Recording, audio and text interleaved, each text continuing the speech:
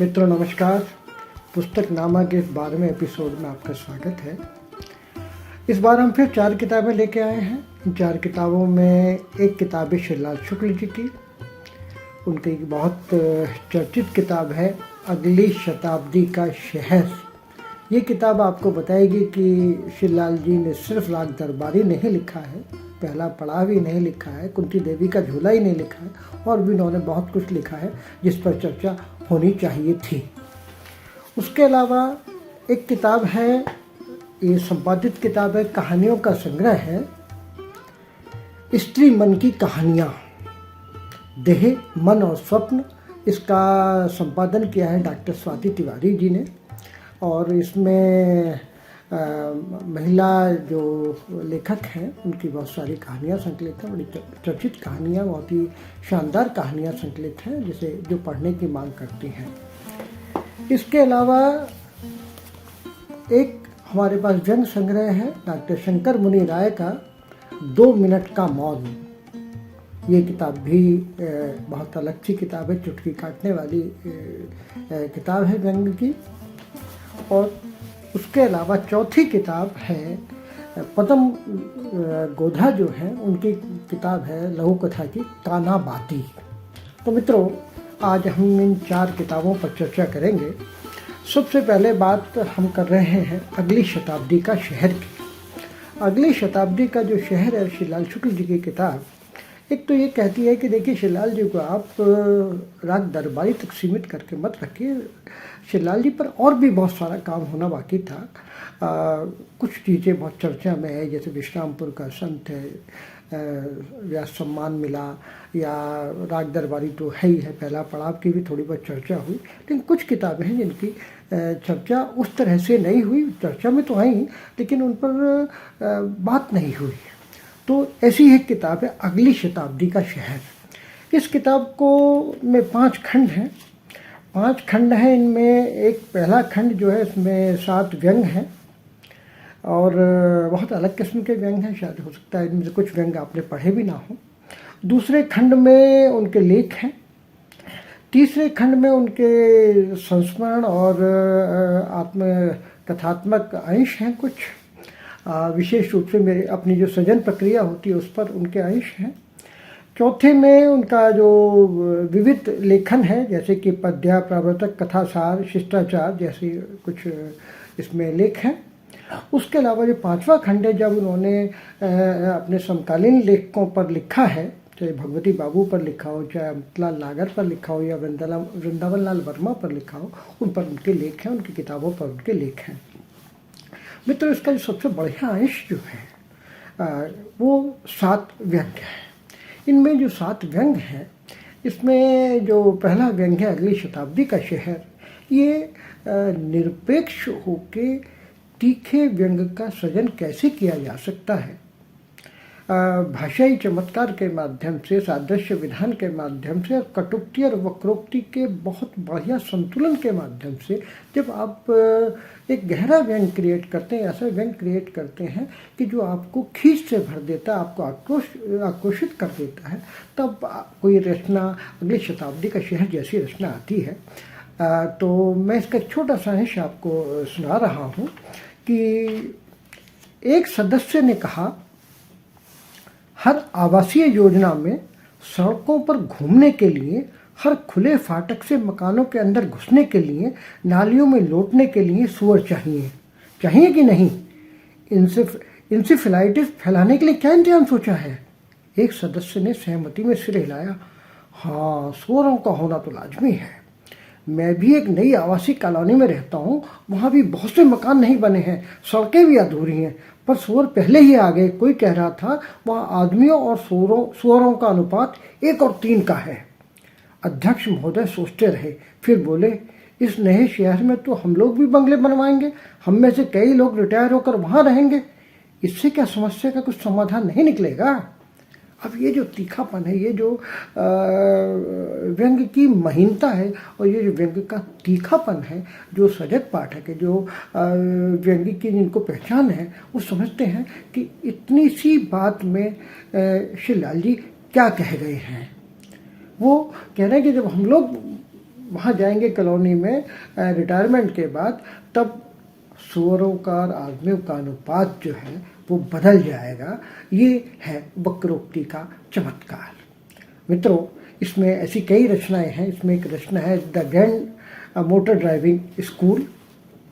एक रचना है इसमें एक बहुत सीधा आदमी, और एक जिसे कहते हैं कि अंदर तक धज्जियां उखाड़ देने वाली एक रचना है कि जो एक निर्लिप्त व्यक्ति के को एक पात्र बनाकर और निर्लिप्त व्यक्ति के माध्यम से बहुत कुछ कहा गया, ऐसा कुछ कहा गया है जो अंदर तक आपको कचोट के रख देता है। ये बहुत बढ़िया रचना है। और एक रचना है संपर्क जी का संपर्क, जो एक चालू व्यक्ति की चालाकियों से भरी हुई रचना है। तो मित्रों, एक छोटा सा अंश मैं इस रचना का और आपको, इस किताब का और सुना रहा हूँ आपको, जहाँ शिलाल जी की जो भाषा ही चमत्कार है, जो शैलीय चमत्कार है, जहाँ पर वो वक्रोक्ति और विट के माध्यम से एक ऐसे अलग किस्म की व्यंग की सत्ता से परिचित कराते हैं आपका, जहाँ पर पाठक जो है वो अशश करता रह जाता है, कहता है कि आह क्या बात है। तो आइए मैं आपको एक छोटा सा अंश इसकी शैली पर, इसकी भाषा पर आपको सुनाता हूँ कि संगीत से ही विश्व का कल्याण होगा। इस यकीन पर खड़े होकर उन्होंने पहले हारमोनियम बजाई, फिर सितार, फिर वायलिन, पर ये इनके बजाय बजे नहीं। उन 4-5 वर्षों में पेट का भोंपू इतनी जोर से बजा कि उनकी महिला मित्र ने ही उन्हें सलाह दी कि समाज सेवा का कोई दूसरा रास्ता निकाल लेना चाहिए।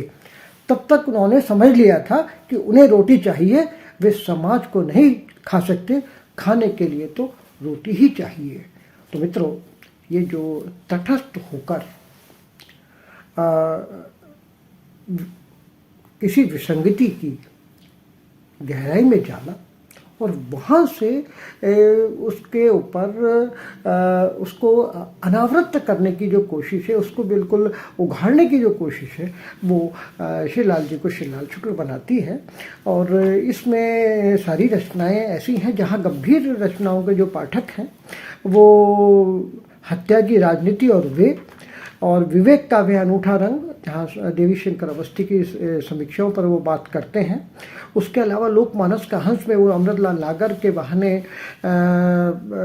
उनके पूरे रचनाक्रम पर बात करते हैं। विशेष रूप से जो उनकी चर्चित कृति है मानस का हंस, उस पर भी वो दृष्टि डालते हैं। वृंदावन लाल वर्मा की जन्म शती पर जो उनका लेख है, संस्मरणात्मक लेख है, बल्कि से आप ऐसा लेख कह सकते हैं कि जहाँ पर वो संस्मरण भी है। और वृंदावन लाल वर्मा जी के जो लेखन है उसके ऊपर वो बहुत ही एक अध्येता का, एक बहुत ही गंभीर चिंतक का की तरह से वो उसका विश्लेषण करते हैं। बेहतरीन किताब है ये, और मैं समझता हूँ कि अगली शताब्दी का शहर जैसी किताबें पढ़ी जानी चाहिए। इसे छापा है किताब घर प्रकाशन ने। पृष्ठ संख्या इसकी है 117, और मेरे पास ये किताब बहुत पहले आई थी, उसमें इसलिए मैं इसकी राशि के बारे में कुछ नहीं कहूँगा, क्योंकि इसमें 85 रुपये लिखा हुआ। लेकिन आज मैं समझता हूँ कि कम से कम ये किताब 300 रुपये की होनी चाहिए। लेकिन ये किताब पढ़ी जानी चाहिए। इसमें कम से कम 5 से 6 रचनाएं ऐसी हैं जो आपको हमेशा के लिए याद रह जाएंगी। इसके अलावा एक किताब है जो मुझे बहुत पसंद आई किताब, स्त्री मन की कहानियाँ। स्त्री मन की कहानियाँ डॉक्टर स्वाति तिवारी का एक संपादित कथा संकलन है, जिसमें जो हिंदी की जो कहानी लेखिकाएँ हैं उनकी कहानियाँ हैं इसमें। और इसमें अगर मैं बात करूं कि किन किन लोगों की कहानियाँ हैं, तो इसमें आपको सूर्य बालाजी भी दिखेंगी, इसमें आपको गीताश्री भी दिखेंगी, इसमें आपको आकांक्षा पारे भी दिखेंगी, और अंजू शर्मा भी दिखेंगी। इसके अलावा इसमें दिव्या शुक्ल भी हैं, जयश्री राय की भी कहानी है इसमें, कुसुम भट्ट हैं, डॉक्टर लक्ष्मी शर्मा हैं, ममता सिंह हैं, मनीषा कुलश्रेष्ठ हैं, रजनी गुप्ता हैं, सुषमा मुनिंद्र हैं, डॉक्टर स्वाति तिवारी की खुद की कहानी है, उर्मिला शिरीष की कहानी बहुत बढ़िया कहानी है वो, बिनती बुआ कहानी वंदना देव शुक्ल की, और व्योमा मिश्र की कहानी है। तो इनमें जो कुछ कहानियाँ जो हैं वो मुझे बहुत पसंद आई, और इसके पीछे कारण ये था कि डॉक्टर स्वाति तिवारी ने जब इस किताब का संपादन किया तो उनके दिमाग में था कि वो 2 खंडों में स्त्री मन की कहानियों को लेके आएंगी, और उसमें जो एक विशेष किस्म की दृष्टि रखते हुए उन्होंने देह, मन और स्वप्न को केंद्र में रखकर कहानीकारों से कहानी लिखने का आग्रह किया। और कुछ कहानियाँ, 1-2 कहानियों को छोड़ दिया जाए तो कुछ कहानियाँ बहुत ही बेहतरीन कहानियाँ बनकर उभरी, ऐसी कहानियाँ बन के उभरी कि जिनको हम सोचते हैं कि ये कहानियाँ हमको बहुत दिनों तक याद रह जाएंगी। ऐसी कहानियों का अगर मैं आपके सामने जिक्र करूँ तो मुझे जो कहानियाँ बहुत पसंद आई हैं उसमें आकांक्षा पारे काशिफ की कहानी है मणिकर्णिका, अंजू शर्मा की कहानी है फिराने मन का फेर, दिव्या शुक्ल की कहानी है गिद्ध जो हिला देती है एक तरह से, गीता श्री की कहानी है नामर्दी की दवा वाया लेडीज सर्कल। बहुत ही अलग टेम्परामेंट की ये रचना है, और नारी विमर्श को एक अलग तरीके से ये देखती है रचना। गुलमोहर है जयश्री राय की, बहुत बढ़िया रचना है। कुसुम भट्ट की रचना नदी की उंगलियों के निशान। मनीषा कुलश्रेष्ठ की एक बढ़िया कहानी है कठपुतलियाँ। आखेट है रजनी गुप्ता की। डॉक्टर सूर्यबाला लाल जो बहुत प्रसिद्ध कथाकार हैं, उपन्यासकार हैं, उनकी एक कहानी है कॉमेडी एक प्रश्न। और सुधा ओम ढींगरा की अनुगूंज। डॉक्टर स्वाति तिवारी के उत्तराधिकारी भी अच्छी कहानी है। तो कई कहानियाँ ऐसी भी हैं कि जो ये जो इन्होंने देह, मन और स्वप्न वाला जो बिंदु रखा था जिसके आसपास कहानियों को बुना जाना था, वो उस पर कई जगह पर खरी भी नहीं उतरती हैं। लेकिन नए शिल्प, नए भावबोध और एक कुछ अलग सा कहने की, करने की जो एक कोशिश है, एक जो जुनून है, उसके कारण भी ये कहानियाँ अलग से याद रखे जाने की मांग करती हैं। इस संग्रह को छापा है अद्विक प्रकाशन ने, और इसकी कीमत है 300 रुपये। जब उसके अलावा तीसरी जो किताब है वो है 2 मिनट का मौन, डॉक्टर शंकर मुनि राय जी की। शंकर मुनि राय जी हिंदी के प्रसिद्ध व्यंगकार हैं, राजनाथ गांव में रहते हैं, प्रोफेसर हैं हिंदी के। और उनकी सबसे बड़ी खासियत है कि वो कविता और गद्य दोनों में ही व्यंग का सुंदर निर्वाह करते हैं। उनके कई संग्रह प्रकाशित हो चुके हैं, और कुछ हास्य कविताएं, पत्नी चालीसा जैसी हास्य कविताएं भी हैं। उसके अलावा उन्होंने आलोचना पर भी काम किया है। भोजपुरी साहित्य में हास्य व्यंग जैसी जो किताबें उनके खाते में हैं। और मैं देखता हूँ कि शंकर मुनि राय जी की जो सबसे बड़ी खासियत मुझे लगती है, मैंने शायद कहीं पहले भी कहा है, कि उनके पास व्यंग निबंध और व्यंग कथा, वो दोनों में उनका अच्छा काम है, दोनों में उनकी अच्छी पकड़ है। और एक जो मुझे जो चीज़ बहुत बढ़िया लगती है कि वो उनका जो व्यंग है वो चुपता नहीं है। उनका व्यंग जो है मार तो करता है, लेकिन बहुत तीखी मार ना करके वो एक तीखी चुटकी काटता है। वो हथौड़ा नहीं मारता, वो चुटकी काटता है विसंगति के शरीर में। और एक चीज़ और भी है कि जहाँ जहाँ पहली बात तो इस किताब में हास्य और व्यंग दोनों की रचनाएं हैं, लेकिन जहाँ जहाँ डॉक्टर शंकर मुनि राय गंभीर होकर सरोकार परक रचनाओं का सृजन करते हैं, वहाँ वे बेहद प्रभावित करते हैं। कुछ रचनाएं उनकी ऐसी हैं जहाँ पर आप कह सकते हैं कि वाह क्या बात है। ऐसी रचनाएं बहुत सारी हैं, विशेष रूप से जहाँ उनकी भाषा है, जहाँ उनका शिल्प है, जहाँ उनका विषय वैविध्य है, जहाँ वो जो भाषा के प्रचलित प्रतिमानों के साथ खिलवाड़ करते हैं, तो वो एक जादू सा जगाते हैं आपके बीच में। और ये संग्रह है, इस जादू के लिए बहुत सारी जगह याद किया जाएगा, विशेष रूप से अपने शिल्प के लिए भी ये संग्रह याद किया जाएगा। इसमें एक रचना का छोटा सा अंश मैं आपको सुना रहा हूँ। कि तालाब सूखने का मतलब यही था कि चुनाव आने वाला है, लेकिन मछलियों की जिद ऐसी कि मर जाएंगी तो मर जाएंगी, पर दूसरे के हाथ नहीं लगेंगी। बगुलों ने बहुत समझाया कि वे उनके साथ गठबंधन कर लें और किसी बड़े तालाब की ओर प्रस्थान करें, लेकिन नहीं तो नहीं। एक बूढ़ी और अनुभवी मछली ने कहा कि हमारा इस तालाब से जन्म जन्मांतर का रिश्ता है, जहाँ जन्मी है वहीं मरेंगी भी, पर किसी बगुले के बहकावे में नहीं आएंगी। बगुले कभी भी भगत नहीं हो सकते। ये जो भाषा का संस्कार है, ये जो भाषा का शिल्प का आनंद है, वो आपको डॉक्टर शंकर मुनि राय के यहाँ बहुत सारी जगहों पर देखने को मिलेगा। आपको इनके यहाँ पर विषयों का वैविध्य, जैसे मैंने पहले भी कहा, साहित्य पर उन्होंने बात की है, समाज पर बात की है, राजनीति पर बात की है, आर्थिक व्यवस्थाओं पर बात की, शिक्षा जगत पर बहुत सारे व्यंग हैं उनके। और मैंने कहा कुछ हास्य रचनाएँ भी हैं, वो नहीं भी होती तो भी कोई ज़्यादा फर्क नहीं पड़ने वाला था। और विशेष रूप से जब वो किस्सा गोई शैली में बात करते हैं तो वो बहुत प्रभावित करते हैं। तो मैं समझता हूँ कि ये जो संग्रह है, ये संग्रह आया है सर्वभाषा प्रकाशन से और इसकी कीमत है 299 रुपये। और पृष्ठ संख्या जरूर इसकी 135-36 है, लेकिन पर कीमत तो थोड़ी सी ज़्यादा है। लेकिन इसमें कुछ व्यंग ऐसे हैं कि अगर आपसे ये छूटते हैं तो आपको लगेगा कि आपसे कुछ बहुत महत्वपूर्ण छूट गया। तो मैं आपसे सिफारिश करता हूँ कि आप ऐसे व्यंग संग्रहों को पढ़ें, आपको निसंदेह आनंद आएगा। और मित्रों, अंतिम किताब है काना बाती। ये पदम जो गोधा जी हैं उनकी इसमें लघु कथाएँ हैं। मित्रों, लघु कथा की सबसे बड़ी बात ये है कि लघु कथा अपने आकार में बेशक छोटी हो, आकार में छोटी हो, अपने शिल्प में कसी हुई हो, और इस बात का ध्यान रखें कि छोटी जो आपको छोटी जो रचना है, छोटी रचना पूर्ण रचना के रूप में सामने आए, ना कि वो कहानी का संक्षिप्तीकरण हो जाए।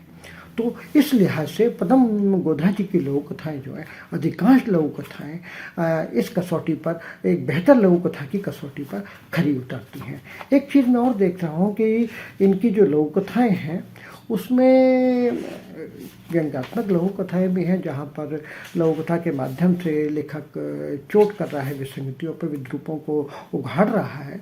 कुछ लघु कथाएँ ऐसी हैं जो आपको झिझोड़ देती हैं। हाँ, इसके अलावा जहाँ तक भाषा की बात है, भाषा के हिसाब से पदम गोधा बहुत ही सरल सहज और ऐसी संप्रेषणीय भाषा का इस्तेमाल करते हैं जो आसानी से आपके पल्ले पड़ जाती है। अच्छा, दूसरी बात इसमें एक चीज़ और भी है कि इनके यहाँ विषयों का बहुत वैविध्य है। साहित्य,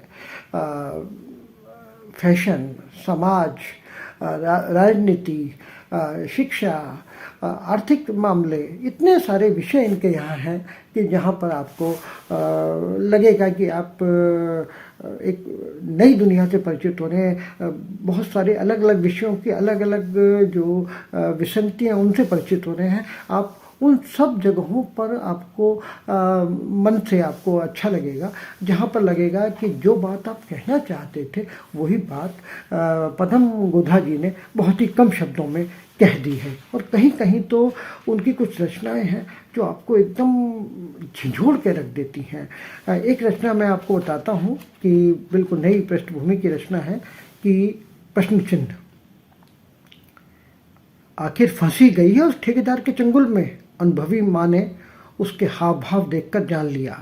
नहीं माँ, छोड़, मैं भी इसी तरह फंसी थी, सब समझती हूँ। माँ, उस ठेकेदार में इतनी ताकत नहीं है जो बिजली के जिस्म पर बिना उसकी मर्जी के हाथ भी लगा सके। बिजली की आंखों में चमक थी। क्या बक रही है तू? बीमार माँ गुस्से से उबल पड़ी। मालदार आसामी है माँ, तू नहीं जानती है कितने पैसे हैं उसके पास। अरे चुप, उससे दूर रहे, वो जहरीला नाग है। माँ, उस हरामी को मैंने जिस्म के पाश में बांध लिया है, उसकी आखिरी बूंद भी चूस लूंगी। बिजली कड़क रही थी, उसकी चमक से माँ सहम गई। बदलते ज़माने के समीकरण उसके सामने प्रश्न चिन्ह बनकर खड़े थे। मित्रों, ये जो मिजाज है, ये जो तेवर हैं, ऐसे तेवरों की बहुत सारी रचनाएं कानाबाती में हैं। लेकिन फिर भी अगर मैं कुछ रचनाओं का मैं जिक्र करता हूँ तो मुझे लगता है कि इंद्रधनुष, केकड़ा, मुझे तलाक चाहिए, निर्माण, हैसियत, तकरार, ज्वार भाटा, भंवर, इनकाउंटर, प्रश्न चिन्ह का मैंने भी आपके सामने उल्लेख किया ही है, इज्जत, रथी रावण, मनहूस जैसी रचनाएं लघु कथा के क्षेत्र में मैं समझता हूँ कि बहुत ही कीमती रचनाएं हैं। और जो लोग अच्छी रचनाओं को पसंद करते हैं उनको ये संग्रह पसंद आना चाहिए। संग्रह की को छापा है, ये छापा है इसको ऑथर्स क्लिक पब्लिशिंग ने, और 199 रुपये का ये संकलन है और 124 पेज की किताब है। और मैं समझता हूँ कि ये किताब पढ़े जाने की मांग करती है। इसी के साथ हम लोग अगले हफ्ते फिर मिलेंगे। आज हमने 4 किताबों पर बात की। शिवलाल शुक्ल जी की अगली शताब्दी का शहर, शंकर मुनि राय जी की 2 मिनट का मौन व्यंग संग्रह है, पद्म गोधा जी का लघु कथा संग्रह कानाबाती, और डॉक्टर स्वाति तिवारी द्वारा संपादित संग्रह है स्त्री मन की कहानियाँ, देह, मन और स्वप्न। तो मित्रों, इन चारों किताबों पर हमने आज थोड़ी सी चर्चा की। किताबों के पास आपको फिर लाने की हमारी कोशिश है। हम कितने सफल रहे आप अपने टिप्पणियों से, अपने लाइकिंग से हमको बताएंगे। और अगले हफ्ते हम फिर मिलेंगे, फिर कुछ किताबों के साथ। नमस्कार, धन्यवाद।